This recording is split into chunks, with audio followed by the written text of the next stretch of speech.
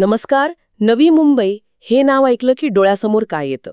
एक प्लॅन्ड शहर, रुंद रस्ते, मोठी घरं. पण या चकचकीत शहराच्या आत एक अशी व्यवस्था आहे जी रोज लाखो लोकांच्या जगण्यावर थेट परिणाम करते. ती म्हणजे तिथली सार्वजनिक वाहतूक व्यवस्था आणि विशेषतः तिथली बस सेवा. आज आपण नवी मुंबई महानगर परिवहन म्हणजे NMMTच्या बस सेवेचा जरा खोलवर जाऊन आढावा घेणार आहोत. आणि यासाठी आपल्याकडे खूपच इंटरेस्टिंग रिपोर्ट आहे. हा नॉर्थ कॅरोलिना विद्यापीठाने खास NMMTसाठीच तयार केलाय. हो. पण आपण फक्त या रिपोर्टवर अवलंबून नाही राहणार. त्यासोबत काही लेख आणि लोकांच्या ऑनलाईन चर्चांमधनं काय समोर येते हेही आपण बघणार आहोत. अगदी. आपला उद्देश अगदी सरळ आहे.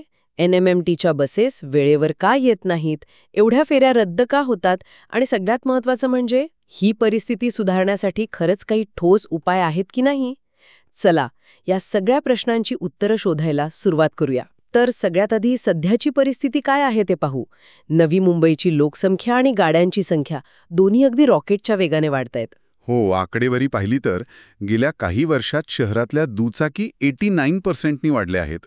आणि चारचाकी गाड्या? त्या तर तब्बल 115%नी वाढल्या आहेत. अरे बापरे, याचा थेट परिणाम बस सेवेवर होत असणार. हो, आणि तो आपल्याला वाटतो त्यापेक्षा जास्त गंभीर आहे. इथेच ना एक दुष्टचक्र सुरू होतं. दुष्टचक्र कसं काय?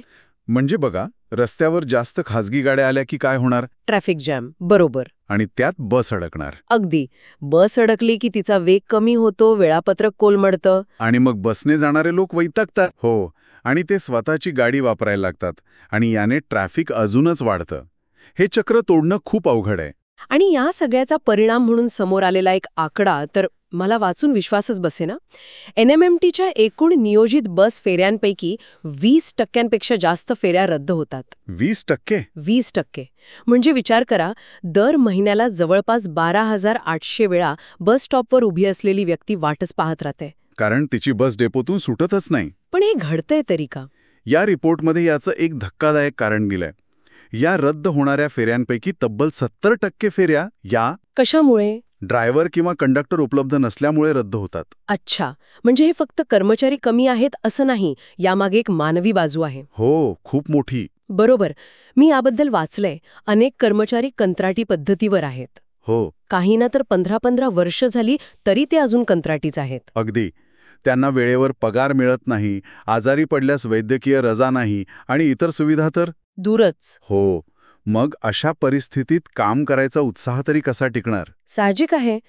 त्यामुळे कर्मचारी कामावर न येण्याचं प्रमाण वाढतं आणि त्याचा थेट फटका बसच्या फेऱ्यांवर बसतो. अगदी. आणि हा झाला कर्मचाऱ्यांचा प्रश्न. आता प्रवाशांच्या बाजूने बघितलं तर अजून एक मोठी समस्या आहे. कोणती? बस ब्रेकडाऊन. हो. या रिपोर्टमधल्या सर्वेक्षणात 30% प्रवाशांनी बस रस्त्यात बंद पडण्याची तक्रार केली आहे. 30%? आणि हा आकडा आश्चर्यकारक नाहीये, कारण NMMTचा ब्रेकडाऊन रेट किती आहे माहितीये? किती? तब्बल 22%. 1 मिनिट, 22%? म्हणजे रस्त्यावर धावणाऱ्या प्रत्येक 5 NMMT बसपैकी एक बस कधीही बंद पडू शकते. हो. हे तर खूपच जास्त आहे. हे म्हणजे फक्त गैरसोय नाही, तर व्यवस्थेवरचा विश्वास उडवणारी गोष्ट आहे. तुम्ही ऑफिसला वेळेवर पोहोचणार की नाही याचीच शाश्वती नाही. बरोबर. आणि हे सगळं फक्त हवेत बोललेलं नाहीये. संशोधकांनी काय केलं की या समस्यांच्या मुळाशी जाण्यासाठी एका मार्गावर लक्ष केंद्रित केलं. कुठल्या? या मार्गावर नक्की काय चुकतंय? हो, हा रिपोर्टमधला सगळ्यात इंटरेस्टिंग भाग आहे. त्यांनी जी माहिती गोळा केली आहे ती केवळ आकड्यांची नाहीये. नाही, अजिबात नाही. त्यांनी प्रत्यक्ष बसमध्ये प्रवास केला. प्रत्येक स्टॉपवर किती लोक चढतात, किती उतरतात हे मोजलं. बसमधली गर्दी. हो, आणि प्रवाशांशी प्रत्यक्ष बोलून त्यांच्या समस्या जाणून घेतल्या. आणि यातून काही विलक्षण गोष्टी समोर आल्या. अगदी. उदाहरणार्थ मार्ग क्रमांक 44 घेऊया. हो, तो डोंबिवली ते खारघरवाला. बरोबर. अगदी. तर कागदावर या प्रवासाला काय 95 ते 100 मिनिटं लागायला हवीत. पण प्रत्यक्षात ट्रॅफिक आणि इतर कारणांमुळे या प्रवासाला 133 ते 168 मिनिटं लागतात. म्हणजे जवळपास दुप्पट वेळ. म्हणजे विचार करा, डोंबिवलीतून कामासाठी निघालेली एखादी व्यक्ती, समजा तिचं नाव अनिता आहे, ती रोज साधारण 1.5 तासाचा प्रवास होईल असं समजून निघते. पण तिला प्रत्यक्षात जवळजवळ 3 तास लागतात. तिचा अख्खा दिवसच या प्रवासात जातो. आणि यामुळे अजून एक गमतीशीर पण प्रवाशांसाठी त्रासदायक गोष्ट घडते. कोणती? बस बंचिंग. बस बंचिंग. हो, हे तर आपण सगळ्यांनीच अनुभवलंय. हो ना. आपण स्टॉपवर बसची वाट पाहत असतो. 10 मिनिटं, 20 मिनिटं, अर्धा तास. बसचा पत्ताच नसतो. आणि मग अचानक आपल्याच रूटच्या 3-4 बस एका मागोमाग येतात. अगदी. आणि त्यातली पहिली बस खचाखच भरलेली असते आणि मागच्या 2-3 जवळजवळ रिकाम्या. हे नेमकं होतं कसं? हे त्याच वेळापत्रक कोलमण्यामुळे होतं. अच्छा. पहिली बस ट्रॅफिकमध्ये अडकते आणि उशिरा धावते. तिच्या मागून येणारी दुसरी बस वेळेवर असते, त्यामुळे ती पहिल्या बसच्या जवळ पोहोचते. तिसरी बसही तेच करते. आणि परिणामी तिन्ही बस एकाच वेळी स्टॉपवर पोहोचतात. बरोबर. प्रवाशांना वाटतं की अर्धा तास बस नव्हती, पण खरं तर त्या ट्रॅफिकमध्ये अडकलेल्या होत्या. अच्छा, म्हणजे हा सगळा एक डॉमिनो इफेक्ट आहे. मग यावर काही उपाय आहेत का? रिपोर्टमध्ये काही मार्ग विशिष्ट शिफारसी केल्या आहेत? हो, आणि त्या खूप व्यावहारिक आहेत. जसं की मार्ग 41 वर त्यांनी एक शॉर्ट टर्न मार्ग सुचवला आहे. म्हणजे पूर्ण मार्गावर बस फिरवण्याऐवजी जिथे जास्त प्रवासी आहेत अशा 2 स्टेशनमध्ये जास्त फेऱ्या चालवणे. यामुळे कमी अंतरावरच्या प्रवाशांना फायदा होईल. आणि मार्ग 44 ज्यावर आपली अनिता प्रवास करते, त्याबद्दल काय? त्या मार्गाबद्दल एक इंटरेस्टिंग सूचना आहे. सर्वेक्षणात असं दिसलं की बेलापूरनंतर खारघरपर्यंत जाणारे प्रवासी खूपच कमी आहेत. हो का? हो. त्यामुळे रिपोर्ट म्हणतो की हा मार्ग खारघरपर्यंत न नेता बेलापूर स्टेशनवरच संपवा. अच्छा. यामुळे प्रवासाचा वेळ वाचेल, बस लवकर परतीच्या प्रवासाला निघेल आणि फेऱ्यांची संख्या वाढेल. हे तर खूप लॉजिकल वाटतंय. आणि मार्ग 46 बद्दलही काहीतरी होतं ना, जो खूप लांबचा मार्ग आहे? हो, मार्ग 46 तब्बल 43 किलोमीटरचा आहे. एवढ्या लांबच्या मार्गावर वेळेचं गणित सांभाळणं जवळजवळ अशक्य असतं. बरोबर. त्यामुळे त्यांनी सुचवलंय की ह्या मार्गाचे 2 तुकडे करा. यामुळे दोन्ही मार्गांवरची सेवा जास्त विश्वासार्ह होईल. या सगळ्या उपायांमागे एक मोठी संकल्पना दिसतेय, ट्रंक आणि फीडर प्रणाली. ही नेमकी काय आहे? ही एक खूप प्रभावी संकल्पना आहे. याला आपण झाडाच्या खोडाची आणि फांद्यांची उपमा देऊ शकतो. अच्छा. ट्रंक म्हणजे एक मुख्य, लांब आणि जलद मार्ग जो शहराच्या 2 मोठ्या भागांना जोडतो.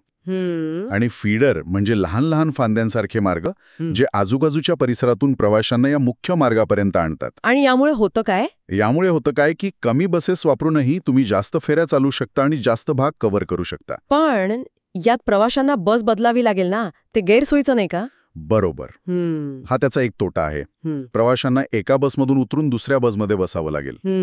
आणि यासाठी कल्याण फाट्यासारख्या ठिकाणी एक चांगलं सुसज्ज ट्रान्सफर स्टेशन उभारावं लागेल, ज्यात खर्चही येईल. पण याचा फायदा काय? फायदा असा आहे की एकूण फेऱ्यांची संख्या इतकी वाढेल की प्रवाशांना बस बदलली तरी जास्त वाट पाहावी लागणार नाही. हे तर झाले मार्गांमध्ये बदल करण्याचे उपाय.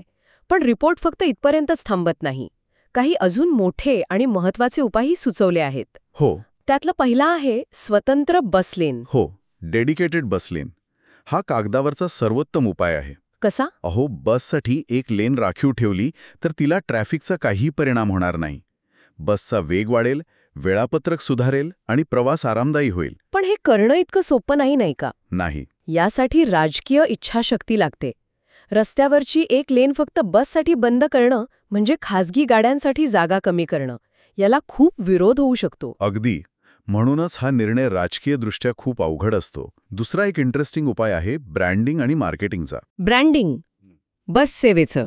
हो. रिपोर्टमध्ये कॅनडातल्या VIVA BRT प्रणालीचं उदाहरण दिलंय. त्यांनी जेव्हा नवीन जलद बस सेवा सुरू केली तेव्हा त्याला वेगळं नाव दिलं, वेगळा रंग दिला, एक वेगळी ओळख निर्माण केली. पण हे फक्त वरवरचं नाहीये. नाही, अजिबात नाही. याचा लोकांच्या मानसिकतेवर परिणाम होतो. तो कसा? जेव्हा तुम्ही सेवेला एक नवीन ब्रँड म्हणून सादर करता तेव्हा लोकांच्या मनात तिच्याबद्दल एक नवीन प्रतिमा तयार होते.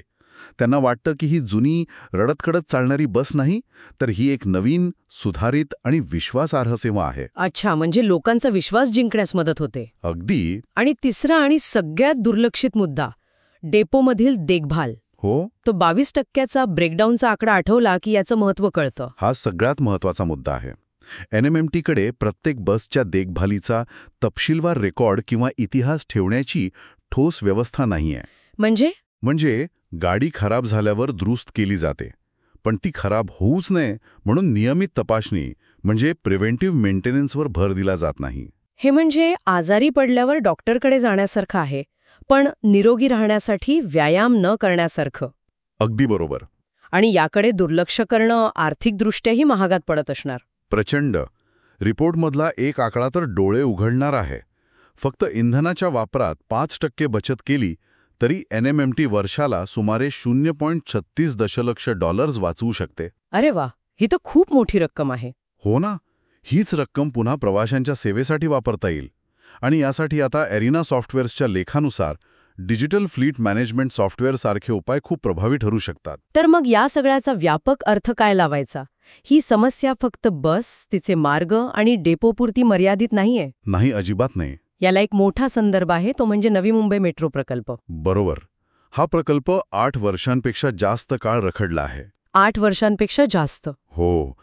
कंत्राटदारांच्या समस्या, सिडकोच्या कारभारातल्या त्रुटी या सगळ्यामुळे जे काम वेळेत व्हायला हवं होतं ते झालं नाही.